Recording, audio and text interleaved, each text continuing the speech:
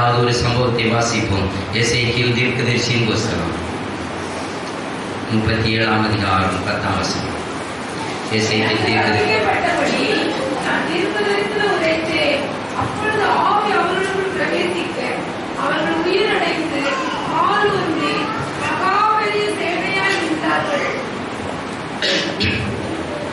இங்கே கர்த்தருடைய வசனம் சொல்கிறது.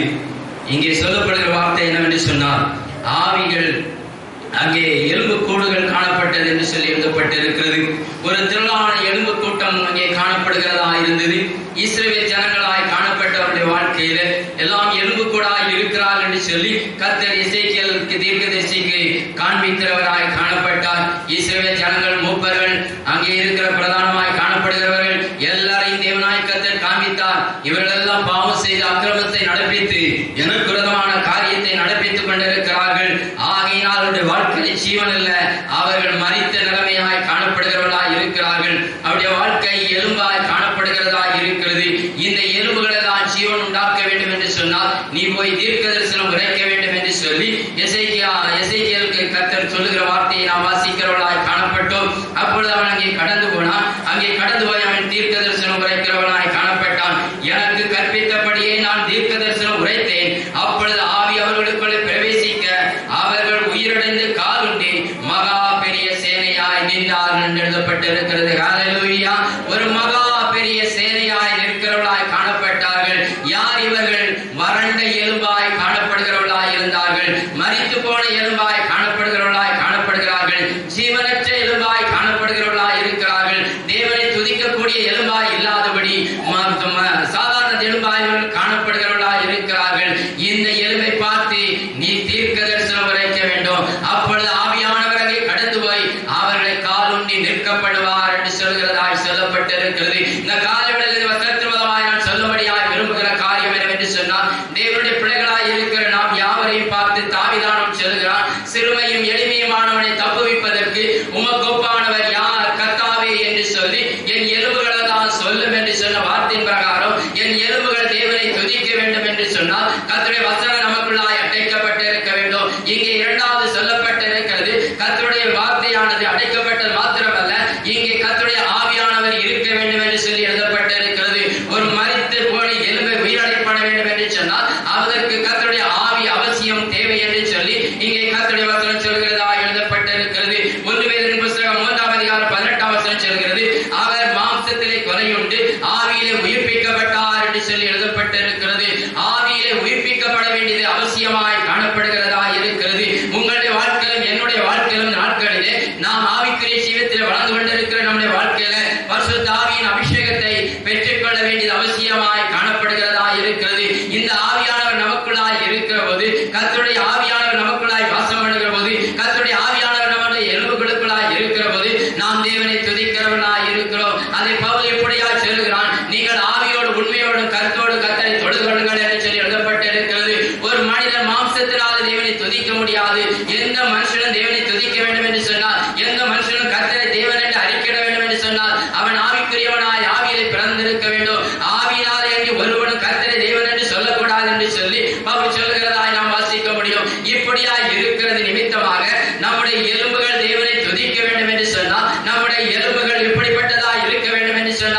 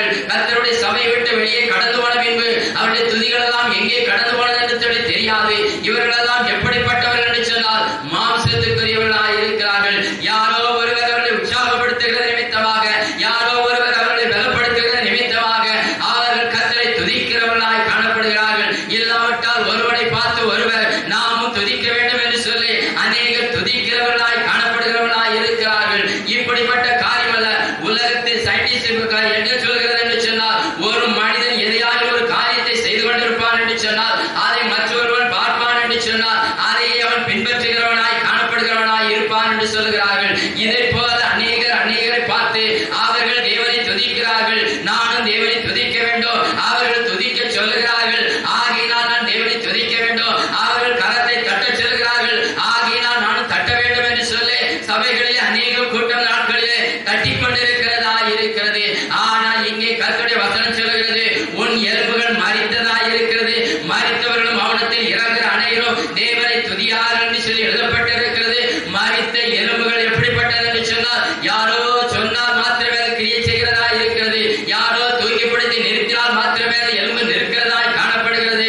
ஆனால் ஒரு எலும்புகளுக்குள்ளே கர்த்தருடைய ஆவியானவர் கடந்து வருவார் என்று சொன்னால் அவைகள் மகா பெரிய சேனையாய் மாற்றப்படுகிறதா இருக்கிறது. ஹல்லேலூயா. இந்த காலவேளையில் நீங்களும் நானும் யாரோ எழுப்பி விடுகிறதல்ல, எங்கேயோ மருத்துவ கல்லூரியில் வைக்கப்பட்டிருக்கிற எலும்பு கூடாய் அல்ல. நீங்களும் நானும் நாட்களில் எப்படிப்பட்டவர்களாய் இருக்க வேண்டும் என்று சொன்னால் ஒரு மகா பெரிய சேனையாய் மாற வேண்டும். அப்படி மாற வேண்டும் என்று சொன்னால் உங்கள் எலும்புகள் தேவனை துதிக்க வேண்டும். அந்த எலும்பு தேவனை துதிக்க வேண்டும் என்று சொன்னால் கர்த்தருடைய ஆவியானவர் நம்முடைய எலும்புகளுக்குள்ள அடைக்கப்பட்டிருக்க வேண்டும். அந்த எலும்புகளுக்குள்ள கர்த்தருடைய வார்த்தை அடைக்கப்பட்டிருக்கிற போது அந்த ஆவியானவர் நம்மை ஏவி எழுப்புகிறவராய் இருக்கிறார். அப்பொழுது ரோமர் புத்தகம் 8ஆம் அதிகாரம் 18ஆம் வசனங்களில் சொல்லப்பட்டிருக்கிறது, நாம் வேண்டிக் கொள்ள வேண்டியது இன்னதென்று அறியாது இருக்கிறபடியால் வாக்கு கடங்காத பெருமூச்சோடு வேண்டுதல் செய்கிற தேவ ஆவியானவர் என்று எழுதப்பட்டவனமாக அந்த ஆவியானவர் உங்களையும் என்னையும் தேவனை துதிக்கும்படி, தேவனை நோக்கி விண்ணப்பம் பண்ணும்படி, தேவனுடைய சமூகத்தில் நம்முடைய வேண்டுதல்களை வைக்கும்படி நம்மை ஏவி எழுப்புகிறவராய் இருக்கிறார். இந்த ஆவியானவர் இந்த காலங்களில் பெற்றுக்கொள்ள வேண்டியது அவசியமாய் இருக்கிறது. ஆவியோடு கருத்தோடு தேவனை தொழுது கொள்ள வேண்டியது அவசியமாய் காணப்படுகிறதா இருக்கிறது. கருத்தில்லாதபடி தேவனை துதிக்கிறதல்ல, உண்மை இல்லாதபடி தேவனை துதிக்கிறதல்ல, வசனத்துக்கு ஒத்தபடி துதிக்க வேண்டியது அவசியமாய் காணப்படுகிறதா இருக்கிறது. அப்படி துதிக்க வேண்டும் என்று சொன்னால் இதோ ரோமரின் புத்தகம் 8ஆம் அதிகாரத்தில் சொல்லப்பட்டது போல நீங்கள் ஆவியில அனலாய் இருக்க வேண்டும். ஹல்லேலூயா. கர்த்தருடைய ஆவியானவர் அக்கினியாய் இருக்கிறார். ஒரு நாள் 120 பேர் மேல்விட்டாலே கூடியிருந்தார்கள். அங்கே கர்த்தருடைய ஆவியானவர் அக்கினியாய் இறங்கினார். அங்கே இறங்கின போது அவர்கள் தேவனை துதித்தார்கள். பற்பல வார்த்தைகளை பேசுகிறவர்களாய் காணப்பட்டார்கள். தேவனை மகிமைப்படுத்துகிறவர்களாய் காணப்பட்டார்கள். அது நிமித்தமாக சபை வளர்கிறதாய் காணப்பட்டது. அது நிமித்தமாக அந்த ஊழியக்காரர்களை கொண்டு அந்த சீசர்களை கொண்டு தேவனாகிய கர்த்தர் அற்புத அடையாளங்களை செய்கிறவராய் காணப்பட்டார். தேவனுக்கு முன்பாக மகிமையை செலுத்துகிறவர்களாய் காணப்படுவதற்கு ஏதுவாக அவருடைய வாழ்க்கையிலே கர்த்தருடைய ஆவியானவர் அக்கினியாய் இறங்கி இருக்கிறவராய் காணப்பட்டார். இந்த அக்கினியின் ஆவியானவரை நாம் பெற்றுக் கொள்கிற போது நம்முடைய எலும்புகள் கொழுந்து விட்டு எரிகிற அக்கினியாய் காணப்படும். அக்கினியாய் காணப்படுகிற போது தேவனுடைய பிள்ளைகள் அங்கே தேவனை துதித்த போது அக்கினி இறங்கினது. அக்கினி இறங்கின போது அவர்களை கொண்டு அற்புத அடையாளங்கள் நடந்தது போல உங்கள் குடும்பத்திலும் என் குடும்பத்திலும் கர்த்தர் அற்புதங்களை செய்கிறவராய் இருக்கிறார். ஹல்லேலூயா. நம்முடைய எலும்புகளுக்குள்ளே அக்கினி ஆவியானவர் இறங்குகிற போதுதான் நம்முடைய குடும்பங்களில் அதிசயங்கள் நடக்கிறதா இருக்கிறது, அற்புதங்கள் நடக்கிறதா இருக்கிறது, நம்முடைய ஜெபங்களுக்கு பதில் வருகிறதா இருக்கிறது. ஆகையினால் அந்த கால வேளையில ஆண்டவரே, சபையை விட்டு நான் பெருமையாய் போக மாட்டேன். ஆண்டவரே, உம்முடைய வசனம் என் எலும்புகளுக்குள் அடைக்கப்பட வேண்டும். ஆண்டவரே, கர்த்தருடைய ஆவியினால் நான் நிறைந்திருக்க வேண்டும் ஐயா. இந்த ஆவியின் அபிஷேகம் என்னை அளவில்லாதபடி நிரப்ப வேண்டும். ஆண்டவரே, இயேசு கிறிஸ்துவானவரை குறித்து எழுதப்பட்டிருக்கிறது, அவர் ஆவியினாலும் வல்லமையினாலும் அவர் நிரம்பி இருந்தார் என்று எழுதப்பட்டிருக்கிறது. ஆகையினால் இந்த இயேசு கிறிஸ்துவானவர் நன்மை செய்கிறவராய் சுற்றி திரிந்தார் என்று எழுதப்பட்டிருக்கிறது. உங்களையும் என்னையும் தேவனாகிய கர்த்தர் நன்மை செய்கிறவராய் இந்த உலகத்தில் வேறு பிரித்தெடுத்திருக்கிறார். அநேகருக்கு சாட்சிகளாய் நம்மை வேறு பிரித்தெடுத்திருக்கிறார். அநேக கட்டப்பட்ட பிள்ளைகளை கட்டுப்படுத்தும்படி தெரிந்தெடுத்திருக்கிறார். அநேக பாவத்தில் வாழ்கிற பிள்ளைகளை விடுதலையாக்கும்படி தெரிந்திருக்கிறார். அநேக சாபத்தில் இருக்கிறவர்களை விடுதலையாக்கும்படி தெரிந்தெடுத்திருக்கிறார். இந்த விடுதலையாக்கப்பட்ட பிள்ளைகளை விடுதலையாக்க வேண்டும் என்று சொன்னால் நீங்கள் நானும் உச்சத்தில் இருக்கிறவர்களை கட்டுப்படுப்பதற்கு கர்த்தருடைய வார்த்தையினால் பரிசுத்த ஆவியின் அபிஷேகத்தினால் நம்முடைய எலும்புகள் அடைக்கப்பட வேண்டும். ஹல்லேலூயா. ஏதோ வாழ்ந்தோம் ரட்சிக்கப்பட்டோம் போனோம் என்று சரி அல்ல. எல்லா பிள்ளைகளும் நாட்களிலே தேவன் கூடி செய்கிறவர்களாய் மாற வேண்டும். தேவனுடைய பரிசுத்த ஆவியானவர் நம் மீது இருக்கிற போது அவர் நன்மை செய்கிறவராய் சுற்றி திரிகிற தேவனாயிருக்கிறார். நன்மை செய்கிற தேவனுடைய ஆவியானவர் நமக்குள்ளாய் இருக்கிற போது நமக்குள்ளாய் அற்புதங்கள் நடைபெறுகிறதாய் இருக்கிறது. யூதேயாவில் எருசலேமிலும் பூமியின் கடைசி வரைக்கும் எனக்கு சாட்சிகளாயிருங்கள் என்று எழுதப்பட்டவனமாய் நம்முடைய குடும்பங்களுக்குள்ளே இருக்கிற பிரச்சனைகள் மாறுவதற்கு, நம்முடைய குடும்பத்தில் இருக்கிற போராட்டங்கள் மாறுவதற்கு, நம்முடைய குடும்பத்தில் இருக்கிற ஆசீர்வாத பிரச்சனைகள் மாறுவதற்கு தேவாவியானவர் நம்முடைய எலும்புகளுக்குள்ளே முதலாவது கடந்து வர வேண்டியது அவசியமாய் காணப்படுகிறதாய் இருக்கிறது. உன் வீட்டிலே நீ ஒருவன் மாத்திரம் ரட்சிக்கப்பட்டிருக்கலாம். உன் வீட்டிலே முதலாய் நீ ரட்சிக்கப்பட்டவனாய் இருக்கலாம். உன்னை கொண்டு தேவனாகிய கர்த்தர் அந்த குடும்பம் முழுவதையும் ரட்சிப்பதற்கு அவர் போதுமான தேவனாய் இருக்கிறார். உன்னை கொண்டு உன் குடும்பத்தை அசைப்பதற்கு அவர் போதுமான தேவனாய் இருக்கிறார். உன்னை கொண்டு உன் குடும்பத்தை ஆசீர்வதிப்பதற்கு அவர் போதுமான தேவனாய் இருக்கிறார். ஆனால் அழைக்கப்பட்ட அழைப்பை மறந்துவிட்டு நீ இப்பொழுது எங்கே இருக்கிறாய் என்று சொல்லி தேவனாய் கர்த்தர் கேட்கிறார். உன் தீவட்டி எரிந்து கொண்டிருக்கிறதா, இல்லாவிட்டால் அணைந்து போய்விட்டதா என்று சொல்லி கேட்கிற தேவனாய் இருக்கிறார். ஆதியில் கொண்டிருந்த அன்பை விட்டாய் என்று சொல்லி எழுதப்பட்டது போல ஆதி நாட்களில் பற்றி எறிந்த வசன வார்த்தைகள் உன்னுடைய வாயிலை நாட்களில் கடந்து வருகிறதா, அவைகள் குறைந்திருக்கும் என்று சொன்னால் இந்த நாட்களில் உனக்குள்ளாகி இருந்த வசனங்கள் மறைக்கப்பட்டு போனது. அந்த வார்த்தைகளை ஞாபகப்படுத்துகிற பரிசுத்த ஆவியானவர் உன் எலும்புகளுக்குள்ள இல்லாதது நிமித்தமாக உன்னுடைய வாழ்க்கை மங்கி போய் எரிந்து கொண்டிருக்கிறதா இருக்கிறது. இந்த காலவேளை ஒருவர் நீ தணல் மூட்டி எழுப்பிவிடும்படி செவி. ஓ லார்ட் ஜீசஸ், ஹல்லேலூயா. உன்னுடைய வாழ்க்கையான மூட்டி எழுப்ப வேண்டியது அவசியமாயிருக்கு. உன்னை கொண்டுதான் தேவனாகிய கர்த்தர் உன் குடும்பத்தை சந்திப்பேன் என்று சொல்லி அழைத்திருக்கிறார். நான் ஒருவன் மாத்திரம் தானே ஆண்டவரை ரட்சிக்கப்பட்டிருக்கிறேன், நான் ஒருவன் மாத்திரம் தானே முதலாவது ரட்சிக்கப்பட்டேன் என்று சொல்லிக் கொண்டிருக்கிற ஆத்மாவே, இந்த காலவேளையில் தேவனாகிய கர்த்தர் சொல்லுகிறார், நீ அனலிலே குறைந்து உள்ளவனாய் காணப்படாதபடி நீ அனல் உள்ளவனாய் மாற வேண்டும் என்று சொல்லுகிறார். நீ அனலுமின்றி குளிருமின்றி இருப்பாய் என்று சொன்னால் நான் உன்னை வாந்தி பண்ணி போடுவேன் என்று சொல்லுகிறார். ஏன் வாந்தி பண்ணி போடுகிறேன் என்று சொன்னால் உன் எலும்புகள் எல்லாம் மரித்து போனதாய் இருக்கும் என்று சொன்னால் அது நாறுகிறதாய் இருக்கும். ஆனால் என் வசனத்தினால் அவைகள் அடைக்கப்பட்டிருக்கும் என்று சொன்னால், என்னுடைய பரிசுத்த ஆவியினால் அவைகள் நிரப்பப்பட்டிருக்கும் என்று சொன்னால் உன் குடும்பத்தையும் நீ உயிர்ப்பித்துக் கொள்வாய் என்று சொல்லி தேவனாய் கர்த்தருடைய வசனம் சொல்லுகிறது. ஹல்லேலூயா. இந்த காலங்களில் தேவ சமூகத்திலே கடந்து வந்திருக்கிற நம்முடைய வாழ்க்கையில, தேவனுக்கு முன்பாக கடந்து வந்திருக்கிற 4 நாட்களிலே தேவனுக்கு முன்பாக தேவனை துதிக்கிறவர்களாய் இருக்க வேண்டும். உதட்டளவிலே தேவனை துதிக்கிறதல்ல, உள்ளத்தின் வாழத்திலிருந்து துதிக்கிறது மாத்திரமல்ல, நம்முடைய எலும்புகள் துதிக்க வேண்டும். சிறுமையும் எளிமையுமானவர்களை தப்புவிப்பதற்கு உமக்கு ஒப்பானவர் யார் கர்த்தாவே என்று சொல்லி என் எலும்புகள் எல்லாம் சொல்ல வேண்டும் சொல்லி சங்கீதக்காரன் சொன்னது போல இந்த காலவேளையில் நீங்கள் நானும் சொல்ல வேண்டும். ஆண்டவரை என் இதயத்திலிருந்து மாத்திரமல்ல, ஆண்டவரை உள்ளான இதயத்திலிருந்து மாத்திரமே நான் துதித்துக் கொண்டிருந்தேன். இந்நாட்களில் ஆண்டவரை என் எலும்புகளுக்குள்ளே ஒரு அக்கினி காணப்பட வேண்டும் ஐயா, என் எலும்புகள் மூலமாய் நான் உம்மை துதிக்க வேண்டும் என்று சொல்லி தேவனை நோக்கி கூப்பிட வேண்டியது அவசியமாய் இருக்கிறது. ஹல்லேலூயா. இன்னும் சொல்கிறது 1 கொரிந்தியர் புத்தகம் 6ஆம் அதிகாரம் 14ஆம் வசனம் சொல்கிறது, தேவன் கர்த்தரை எழுப்பினார், நம்மை தமது வல்லமையினால் எழுப்புவார் என்று சொல்லி அங்கே கர்த்தருடைய வசனம் சொல்கிறதா எழுதப்பட்டிருக்கிறது. தேவன் தம்முடைய குமாரனை எழுப்பினது போல நம்மையும் எழுப்புவார் என்று சொல்லி எழுதப்பட்டிருக்கிறது.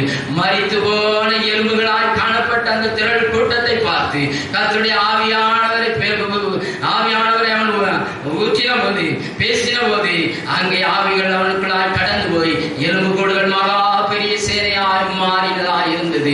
ஏன் மாறினது என்று சொன்னால், தேவனுடைய மனுஷனாய் காணப்பட்ட எசேக்கியேல் தீர்க்கதரிசியானவன் கர்த்தருடைய ஆவி அங்கே ஊதினது நிமித்தமாய், அந்த கர்த்தருடைய ஆவியானவர் அங்கே கடந்து போனது நிமித்தமாய், அவர்கள் இஸ்ரவேல் ஜனங்களாய் எழுந்தது நிமித்தமாக அவர்கள் உயிர்ப்பிக்கப்படுகிறவர்களாய் காணப்பட்டார்கள். இந்த காலவெளியில் வார்த்தை மூலமாய் நான் சொல்லும்படியாக விரும்புகிற காரியம் என்னவென்று சொன்னால், உங்களுடைய வாழ்க்கையிலும் என்னுடைய வாழ்க்கையிலும் நம்முடைய எலும்புகளானது உயிர்ப்பிக்கப்பட்ட எலும்பாய் காணப்பட வேண்டும். அது ஜீவனுள்ள எலும்பாய் காணப்பட வேண்டிய அவசியமாய் காணப்படுகிறதாய் இருக்கிறது.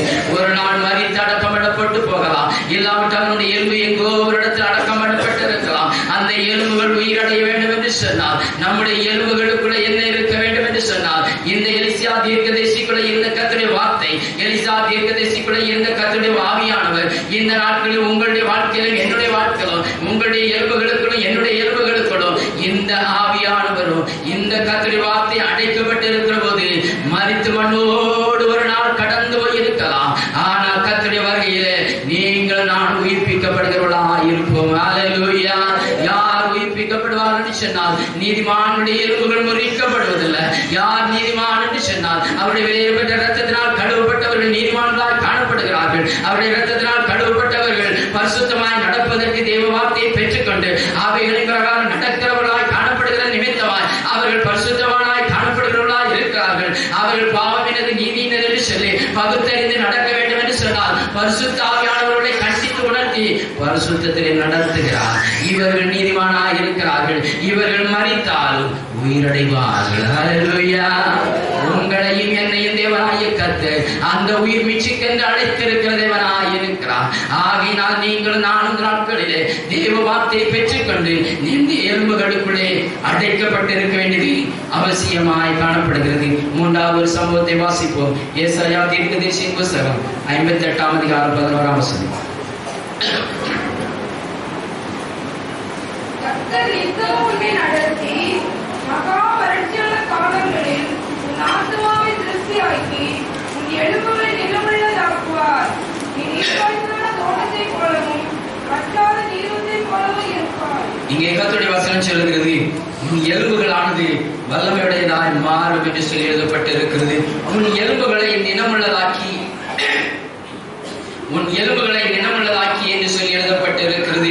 பலமுள்ளதாக்குகிறார் என்று சொல்லி கர்த்தருடைய வசனம் சொல்லுகிறதாய் சொல்லப்பட்டிருக்கிறது.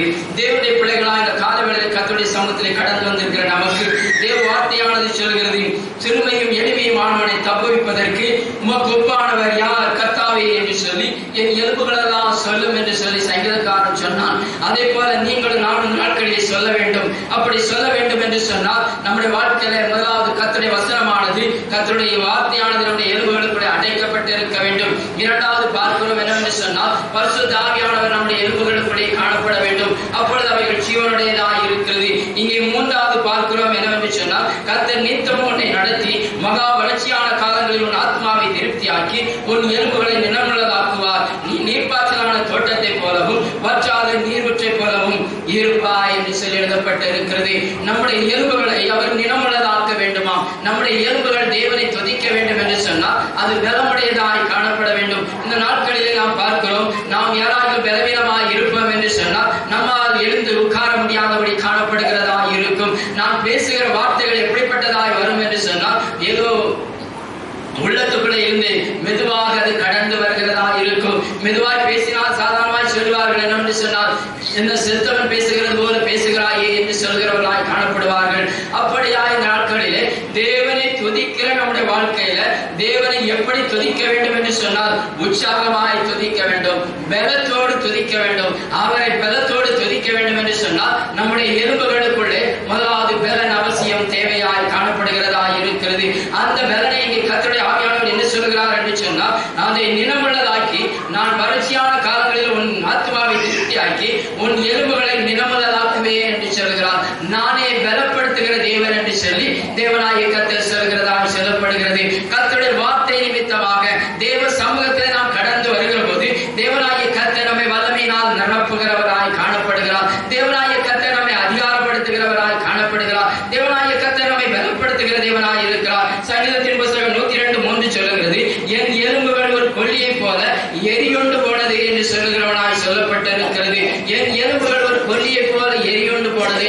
அப்படியானால் அதனுடைய எலும்புகள் எப்படிப்பட்டது என்று சொன்னால் செத்த எலும்பாய் காணப்படுகிறதா இருக்கிறது. பலனில்லாத ஒரு எலும்பாய் அது காணப்படுகிறதா இருக்கிறது. ஆனால் என்னை நீ பலப்படுத்த வேண்டும் என்று சொல்லி அங்கே கர்த்தருடைய வசனம் சொல்லி இருக்கிறது. நான் உன்னை பலப்படுத்துகிற தேவன், நான் உன் எலும்புகளை நிலமுள்ளதாக்குவேன் என்று சொல்லி சொல்கிறார். யாரை என்று சொன்னால் எல்லாரையும் அல்ல, தேவனுடைய பிள்ளைகளை அவர் நிலமுள்ளவர்களாய் மாற்றுகிறார். தம்மை நோக்கி கூப்பிடுகிற பிள்ளைகளை அவர் நிலமுள்ளதாய் மாற்றுகிறார். தம்மை நோக்கி கூப்பிடுகிற பிள்ளைகளை கர்த்தர் பலப்படுத்துகிறவராய் காணப்படுகிறார். தம்மை நோக்கி கூப்பிடுகிற பிள்ளைகளை கர்த்தர் அதிகாரப்படுத்துகிறவராய் காணப்படுகிறார். அவருக்கு வல்லமையும் பலத்தையும் அவர் கொடுக்கிறவராய் காணப்படுகிறார். 1 தெசலோனிக்கே புத்தகம் 1ஆம் அதிகாரம் 5ஆம் வசனம் சொல்லுகிறது, வசனத்தோடு மாத்திரமல்ல வல்லமையோடு பரிசுத்த ஆவியின் முழு நிச்சயத்தோடு கடந்து வந்தது என்று சொல்லி அங்கே பவுல் சொல்லுகிறதாய் சொல்லப்பட்டிருக்கிறது. எங்கள் சுவிசேஷமானது உங்களிடத்தில் வெறுமையாய் கடந்து வரவில்லை, அது அங்கே சொல்லப்பட்டிருக்கிறது. வல்லமையோடும் பரிசுத்த ஆவியின் வல்லமையோடும் அது முழு நிச்சயத்தோடு கடந்து வந்தது என்று எழுதப்பட்டிருக்கிறது. வார்த்தையினால் வந்தது, பரிசுத்த ஆவியினால் வந்தது, அது வல்லமையோடு கடந்து வந்தது என்று சொல்லி சொல்லப்பட்டிருக்கிறது. இந்த நாட்களிலே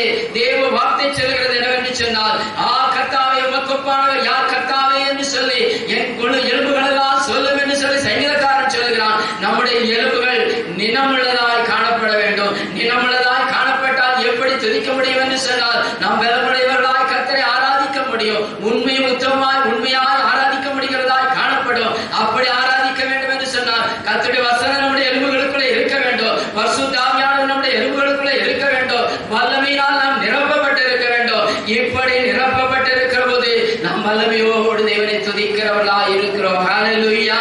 இல்லாவிட்டால் ஏதோ கடமைக்கு கடந்து வந்து தேவனை ஆராதித்து விட்டு நாம் கடந்து போகிற அனுபவத்தோடு நாம் கடந்து போகிறவர்களாய் காணப்படுவோம். ஆனால் வல்லமை பெற்றவர்களாய் நாம் காணப்பட வேண்டியது அவசியமாய் இருக்கிறது.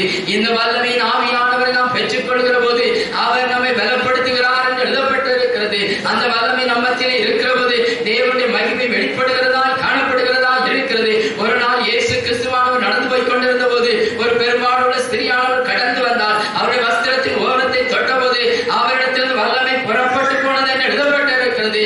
அவர் வல்லமை உணர்ந்து கொள்கிறவராய் காணப்பட்டார். அதே போல நாட்களிலே இயேசு கிறிஸ்துவானவர் உங்களையும் என்னையும் இந்த உலகத்திலே தம்மை போல அவருடைய அபிஷேகத்தினால் நம்மை நிரப்பி வல்லமையினால் நிரப்பி பரிசுத்தாவின் அபிஷேகத்தினால் நம்மை நிரப்பி இந்த உலகத்திலே நம்மை அனுப்பி இருக்கிற தேவனாய் காணப்படுகிறார். இந்த உலகத்திலே காணப்படுகிற நீங்கள் நானும் நாட்களிலே ஒரு வல்லமையுடையவர்களாய் மாற வேண்டியது அவசியமாய் இருக்கிறது. அந்த வல்லமை நம்மை பெற்றுக்கொள்ள வேண்டியது அவசியமாய் காணப்படுகிறதாய் இருக்கிறது. இந்த வல்லமை இல்லாவிட்டால் நம்முடைய எலும்பு பலனற்றதாய் காணப்படும். ஹல்லேலூயா. எல்லா எலும்புகளுக்கும் கர்த்தர் சொல்லுகிறார். அநேகர் சொல்லுகிறார்கள் இந்த எலும்புல பலனே இல்லாண்டவர் இல்லை டாக்டர், ஆகினால் இந்த எலும்புக்கு தேவையான பலனுக்குரிய மாத்திரை கொடுங்கள் என்று சொல்லி அநேகர் சொல்லுகிற வழக்கம் உண்டு.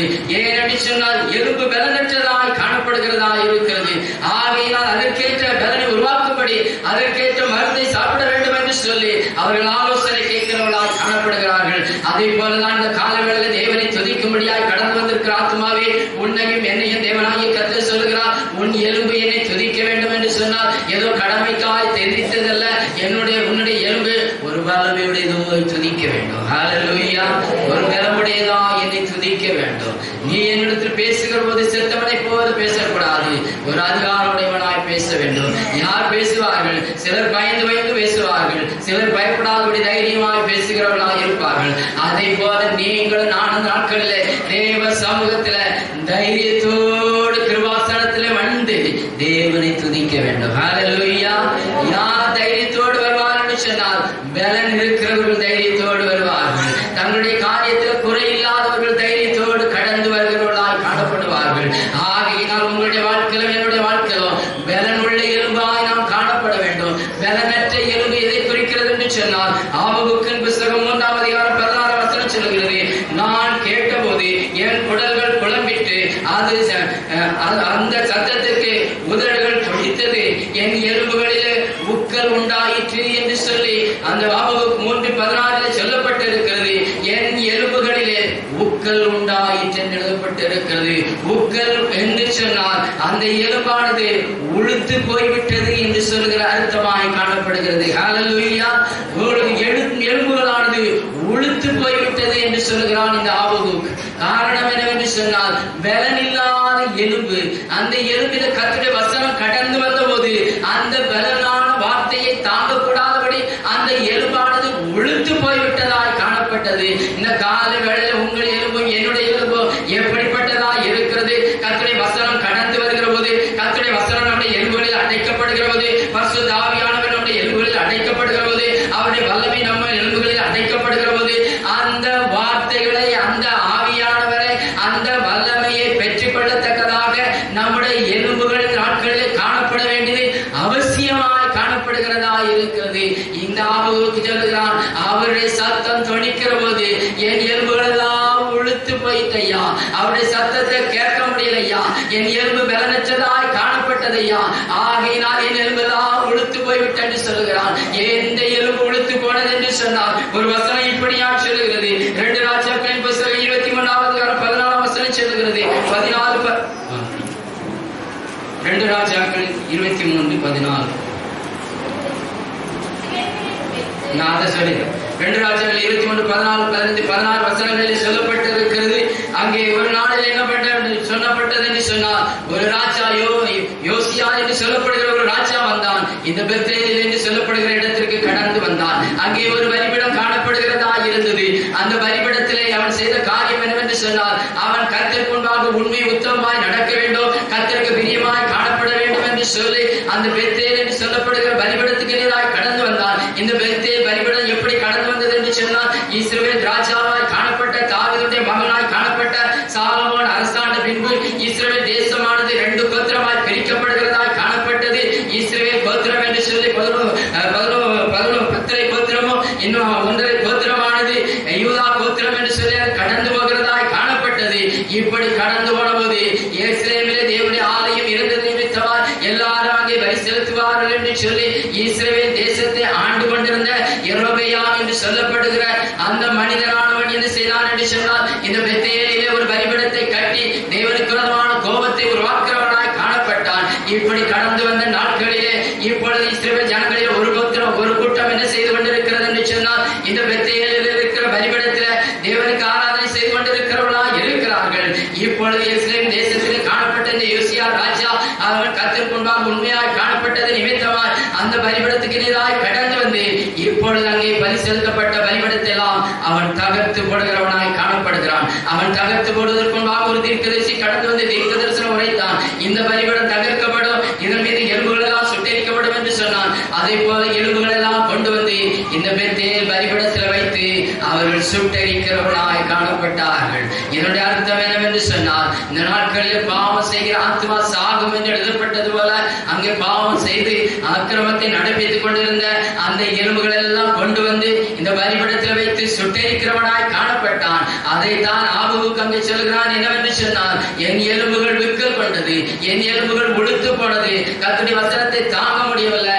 காரணம் என்னவென்று சொன்னால், பாவம் செய்த ஆத்மாக்களுடைய எலும்புகள் எல்லாம் இங்கே அக்கினியினால் சுட்டரிக்கப்படுகிறதாய் காணப்படுகிறதாய் இருந்தது. ஆனால் இங்கே கர்த்தருடைய வசனம் சொல்கிறது என்னவென்று சொன்னால், அந்த சுட்டரிக்கப்பட்ட எலும்புகள் எல்லாம் அவன் சாம்பலாக்கி போடுகிறவனாய் காணப்பட்டான். அங்கே தீர்க்க தரிசனம் உரைத்த ஒருவனுடைய எலும்புகள் அங்கே இருந்தது. அந்த கல்லறையில் ஒரு அடையாளம் போட்டு இருந்தது. அந்த அடையாளத்தை பார்த்தபோது என்ன அடையாளம் என்று சொல்லி இந்த ராஜா கேட்டபோது, இவன் தான் இந்த பெத்தேலுடைய காணப்படுகிற இந்த பலிபீடத்துக்கு விரோதமாய் தீர்க்க தரிசனம் உரைத்தவன் என்று சொன்னார்கள். அப்பொழுது அவன் நீதிமானாய் இருக்கிறான், அவனுடைய எலும்புகளை பாதுகாக்க வேண்டும் என்று சொல்கிறவனாய் காணப்பட்டான். ஹல்லேலூயா. ஆகையினால் உங்களுடைய எலும்பும் என்னுடைய எலும்பும் நாட்களில் பேசுகிற எலும்பாய் காணப்பட வேண்டும், பேசுகிற எலும்பாய் இருக்க வேண்டும் என்று சொன்னால் அது கர்த்தருடைய வசனத்தினால் அடைக்கப்பட்டு ஜீவனுடையதாய் காணப்பட வேண்டும். பரிசுத்த ஆவியினால் அது நிரப்பப்பட்டு இருக்க வேண்டும், கர்த்தருடைய வல்லமையினால் அது நிரப்பப்பட்டு இருக்க வேண்டும்.